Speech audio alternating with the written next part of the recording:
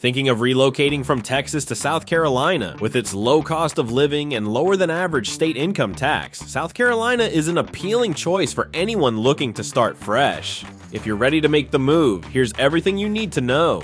The cost to move from Texas to South Carolina generally ranges from $1,500 to $4,370. This depends on factors like shipment weight, distance between locations, and your moving date. Proper planning can help you optimize these costs.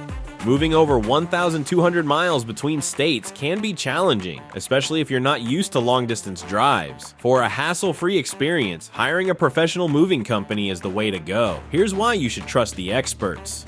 Our experienced team at 3 Movers ensures that each move is seamless. With routine vehicle maintenance, licensed drivers, and the latest techniques, your belongings are safe with us every step of the way. Whether you need residential moving, furniture hauling, or storage, we've got you covered. Here are some of our specialized services: residential and long-distance moving, military and commercial relocation, packing services, and storage options. Get started with a free, no-obligation quote from us. Our estimates are transparent and accurate, helping you plan your budget effectively. Reach out today for a stress-free move from Texas to South Carolina. Thank you for watching. Don't forget to subscribe for more moving tips and advice. Safe travels.